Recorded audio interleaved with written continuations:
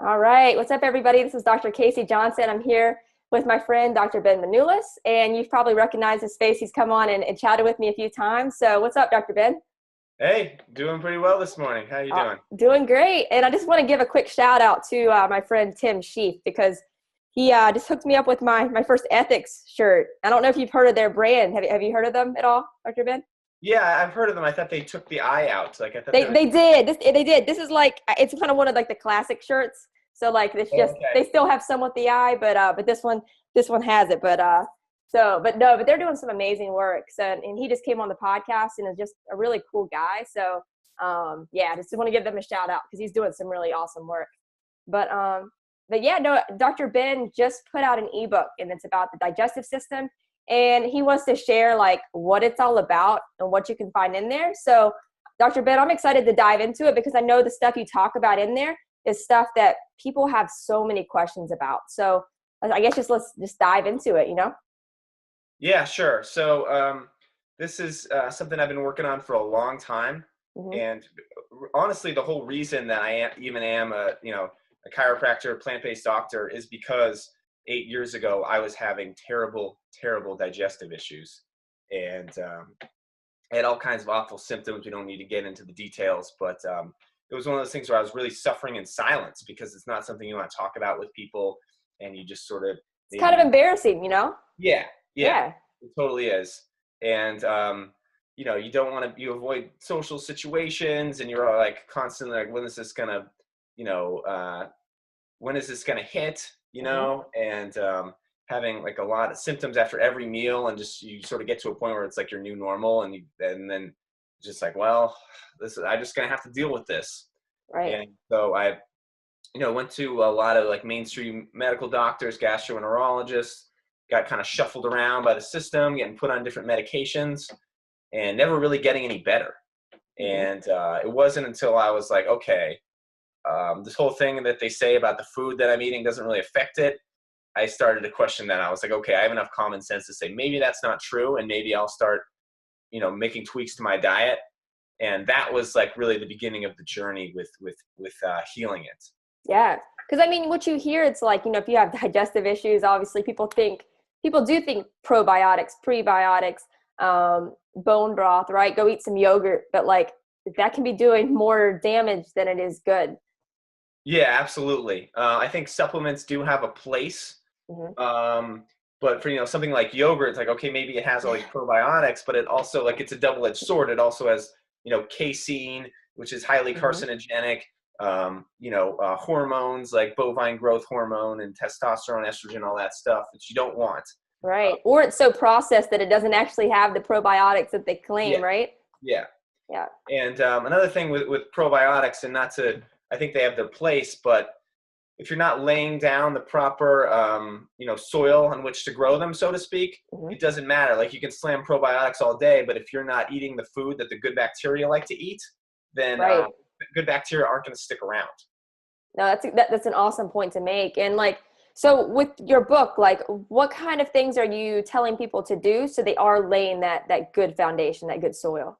Sure, sure. Good question. So you said the word prebiotic, and I am a fan of those. Hmm. And so for people who don't know what a prebiotic is, it's essentially fiber. Okay, it's the food that the bacteria eat. And the evidence is very clear that the food that you eat has a much higher, much greater effect on your gut microbiome, like what bacteria populate your gut, the Hmm. good and the bad. So the food that you eat is much more important than what probiotics you take. Because like we said, you can take probiotics all day, but if you're not, putting down the fertile soil for which to grow Right. ones, they're going to stick around. So what is that? Well, not just fiber. I'm not saying take Metamucil. I don't think that's a good strategy.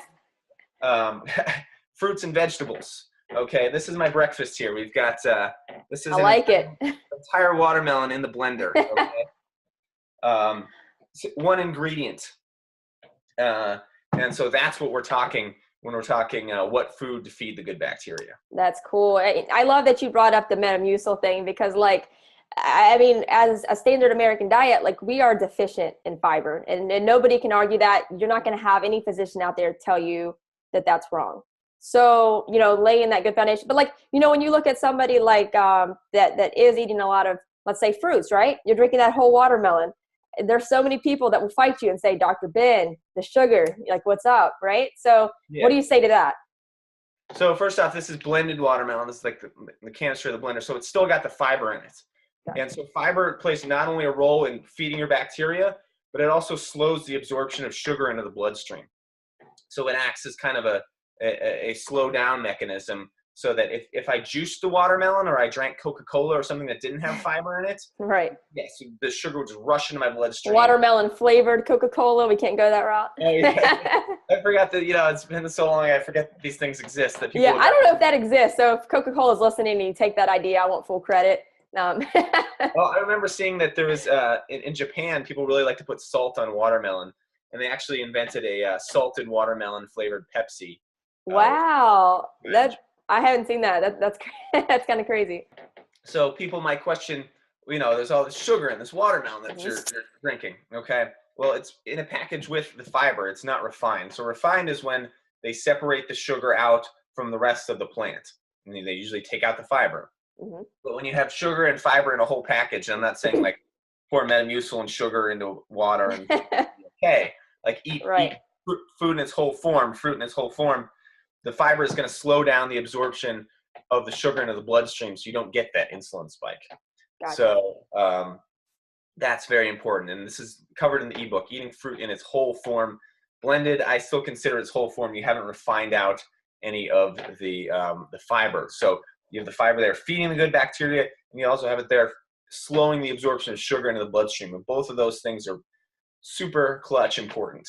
Yeah, no, I think that is super important. And like, when you hear that argument, like it's tough, because I know we've been taught that same thing for a long time, but it is important to know that it's the source, it's the fiber. And I love that aspect of it. And I love that you cover that in detail in your book, because I don't think it's covered enough. Like, what other tips are you giving people besides that? Because I know it's not just that. There's a whole bunch of different things that you can do to really build that foundation. Sure, that's a good question, because I will say that changing my diet made a huge difference in my digestion, but it wasn't the end all be all. And a lot of people, especially when they get into a plant-based diet and they see that, a plant-based diet has the ability to reverse type 2 diabetes, reverse heart disease, help some people fight cancer in some cases, help with autoimmune disease and all these other chronic conditions. They begin to believe that it's like the panacea of everything. And if everybody just did a plant-based diet, like, everybody would be cured of everything. Right. It's like, why am I not Rich Roll by now? Right. Yeah, exactly. and I was sucked up in that dogma for a while too. Yeah, sure. And not that I have anything, like, I still follow a plant-based diet religiously. I love it. It's great, but it's not the whole picture. And so I think what happens with digestion is that there's this big role that when I really started to study how the digestive system works and the physiology behind it, I realized how critical of a role the nervous system plays, because the nervous system can shut on and off digestion. Right. And this is something that a lot of people don't realize, that you have something called a fight or flight mechanism, that when your body is stressed or in shock or scared, say, a car stops in front of you in traffic and you have to slam on the brakes, or someone yells at you, or, some stressful event happens in your life, your fight or flight mechanism gets triggered. And that's also called the sympathetic nervous system.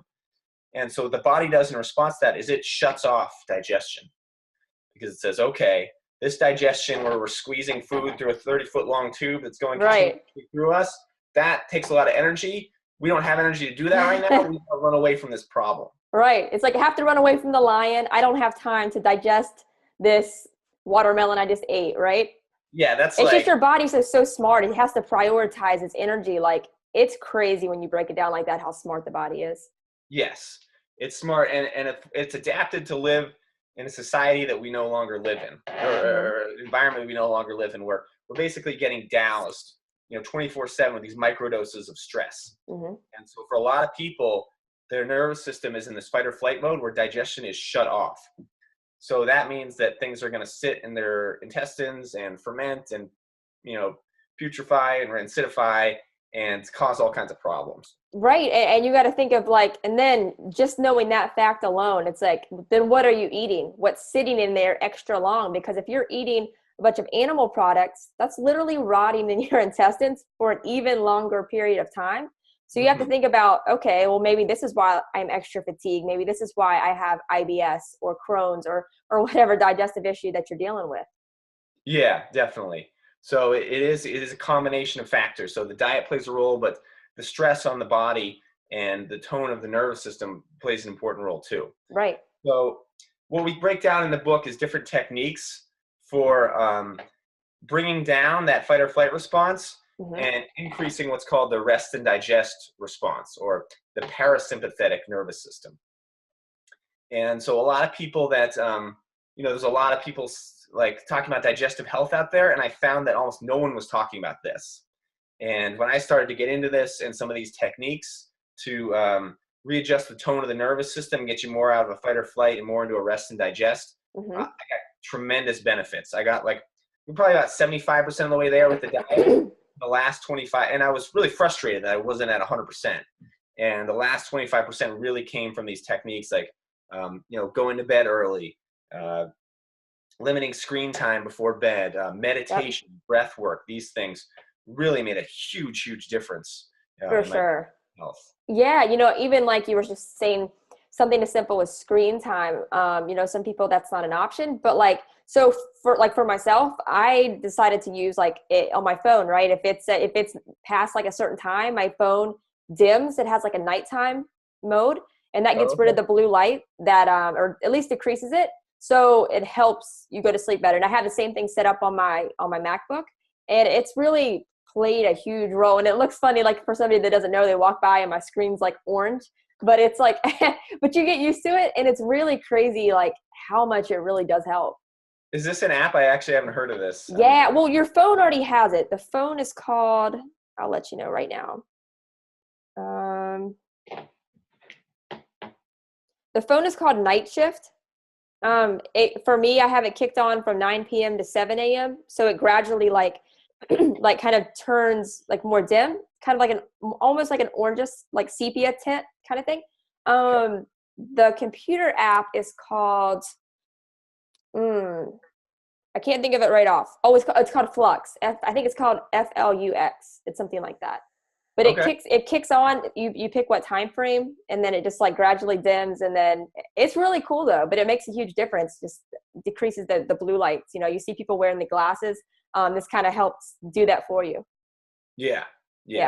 And so that light coming at you, especially after the sun goes down, is essentially shocking your nervous system into thinking okay, it's still light out. Yeah. You need to be up and aware, and we're essentially what people forget is we're essentially tropical beings. Okay, we evolved around the equator where the sun went up at 7 a.m. and went down at 7 p.m. and we slept 12 hours a day.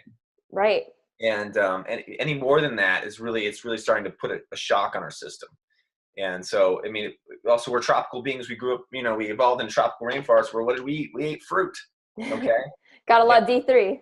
Yeah. And so the more we get away from this tropical environment, the more stress it puts on our system. And we create things like clothing. We wouldn't need clothing in Costa Rica. It's always 70 degrees and sunny, right? But we live in a temperature, so we have we create these things to sort of take the tropics with us where we go. But really, the closer we can make our lives to that environment, the less stress we're going to put on our system, and the more health we're going to experience. Yeah, no, I love that. And let's touch on a little bit before we finish up in a little bit, but I want to touch a little bit on the breathing and meditation aspect that you touch on in the book, because I think it's super important, especially like you said, we live in a very stress-filled world that you can be having those micro stressors at work all day, at home, wherever you're at school, wherever those are, and those are going to impact you bigger than you think. That can have a larger impact than diet sometimes, because if you live in a state of high stress, your body doesn't have a chance. Totally. Yeah. And another thing is that people get so worked up about getting the diet perfect that they stress themselves out, and actually would probably have health outcomes if they just chilled out a little bit. Right. So wound up on the diet and just did the best that they could. But these conditions like orthorexia, which is debatable whether it exists. But anyway, to answer your question, breath work and meditation. So Mainly what I do now is like a Vipassana awareness meditation, which sounds complicated. It's really cool. Yeah. It's basically just sitting down and for a set period of time or not a set period of time, and just trying to clear my mind and just focus on my breath. So that's the one thing my mind focuses on, just noticing the breathe in through the mouth, out through, in through the nose, out through the mouth, and at a slow pace. And every time the mind wanders onto something else, which we'll do, 10, 20, 30, 100 times a session, just bringing it back to the breath. I think Tim Sheaf talks about this too a lot. Yeah, he's really big into that. And it really, it's cool to hear everybody's story with it, because like, it sounds so simple, but I mean, literally without breath, like you aren't alive. Like you have to really I know that sounds like super basic and simple, but like when you're stressed, you don't breathe properly. And it's just like, if you can't get that proper breath intake in, like you're affecting your whole system, the way your brain functions. It's so much more complex than just like, obviously if you don't breathe, you die, right? But it really is more complex than we give it credit for. Yeah. And so if you think about when you're breathing in a stressful situation, oftentimes it's like rapid, shallow breaths. Right. And so you may be doing, if you're chronically stressed, from which almost everybody is in, right. 21st century American Western society, you're not really getting those full breaths, all that oxygen saturation into your lungs and eventually into your cells. Taking time to really focus on deep breathing really does wonders for the nervous system, because it basically tells it like, okay, we're not in this fight or flight state anymore. We're in this relaxed state, and you can just calm down. Right. So the breath does wonders for the nervous system. Do you have a certain time frame that you recommend for people to do that kind of just really focused breathing? Or do you think just, even if it's 30 seconds to a minute, like, I mean, obviously anything's going to benefit, but have you found through, like just research or just experience, that a certain time frame really benefits the body at a higher level? That's a good question. So I think for me in the beginning, like, it's a very difficult habit to build. Like I'm going to be straight up with everybody, is not like, for sure. Sit down and like meditate 1 hour a day in the morning, 1 hour a day in the evening, starting tomorrow, every day consistently. Like you're probably unrealistic. Yeah.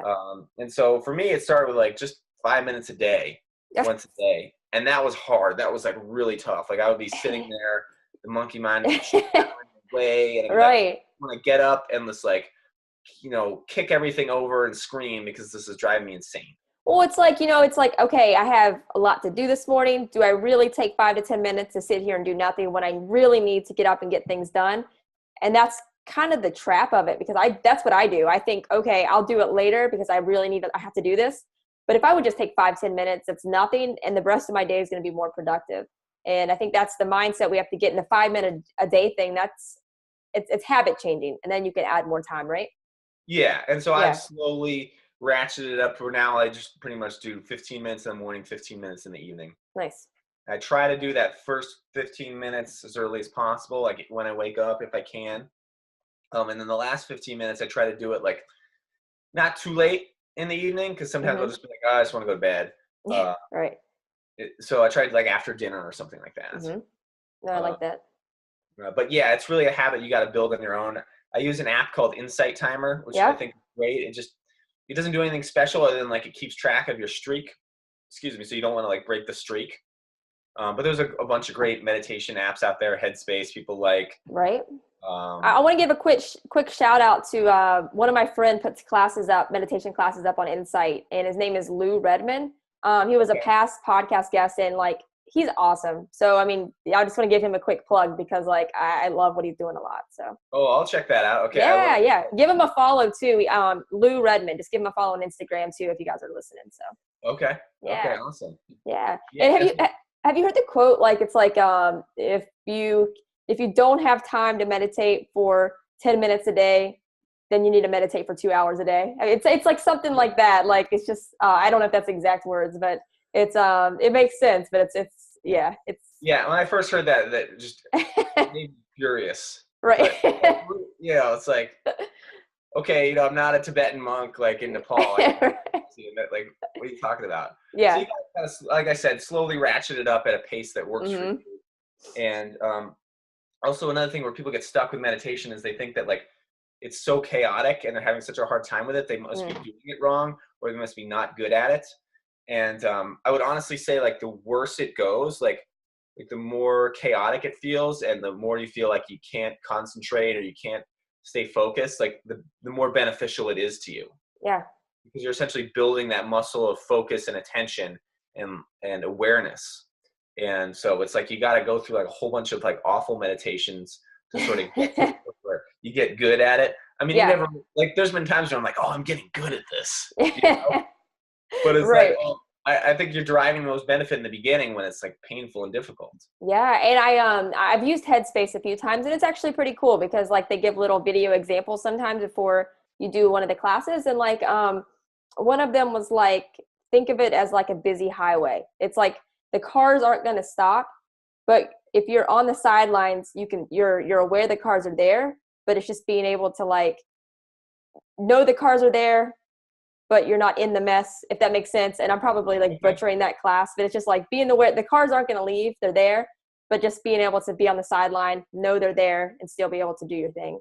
And that's probably very simplified about how they actually said it. But I thought it was interesting though how they kind of broke that down. So yeah, and so that awareness is what really benefits you, because then it's like, okay, there are all these cars rushing by, and you know I'm still alive, I'm still doing my thing, everything's okay. And so when stressful events do happen, you're not caught up in it as much. It doesn't freak you out as bad. You're like, okay, you can maintain a clear head and deal with it because you built that awareness. Yeah, for sure. The nervous system doesn't get triggered as much. No, I 100% agree. 100% agree. And like, was there anything else in the book that you wanted to touch on before we kind of close out? Sure. So there's a breathwork exercise in there, which is sort of like I don't want to say it's like next level meditation, but it's a way of really, really stimulating that rest and digest nervous system, because you're really getting in there with the breath and really telling the nervous system to calm down. So what's the difference between that and meditation? So usually with breath work, there's some sort of like like motion that you're doing with your arms, your body, touching your body in a certain position and trying to breathe into it. There's different ones, and maybe you're breathing in through your mouth and out through your nose, or in through your nose, out through your mouth. And it just really focuses your attention on those things, and really like, I think meditation's great. I think breath work is something you want to incorporate as well. And so like really focused breathing while thinking about a certain thought, doing a certain motion. It really integrates the body and the breath and the mind together. And that's cool. It's like that when I started doing that. So that was like when things really, really improved for me. So there's an exercise in there and that you can do that I really like. That's in the ebook. It's really simple. It's just like finding the most painful spot, especially if you're having digestive issues and you're having like, pain in a certain part of your abdomen. You can really focus your breath on that. And I found that it's like really good for even those like acute situations. That's cool. And like, do you have a time frame that you personally do for that type of breath work? Yeah, I do 5 minutes a day. Cool. Nice. We should jump on here and do like a 5-minute breath work class if you're down. Okay, sure. Yeah, no pressure. Just to kind of, we could give some people some examples of like what to do and like the different things that they could kind of find in the book, Okay. Yeah, we should plan that for sure. But no, I love that. And I love that you did make this ebook. It sounds like, just super interesting and has all those, like all of that great information there and questions that people have. So like what's the actual title of the book? And then where can people go to check that out? Sure. So it's called the Digestive Rescue Blueprint. And I just have a bit.ly link, bit.ly/digestive blueprint. And you can check it out there. Awesome. Is that free or is that a paid ebook? Oh, it's 100% free. Cool. You sign up for my email list. Nice. That's the only catch. I send not a big emailer. I probably should send out more, but you get to stay up to date with me and what I'm doing. Love it. No, I love that. Yeah. So you guys go check that out. And Dr. Ben, we will definitely jump on here soon. I want to do the class. I want to practice that myself, and other people can kind of join in and see what it's all about too. Okay. Awesome. Okay, cool. But we'll talk soon, Dr. Ben. Thank you. All right. Thank you very much.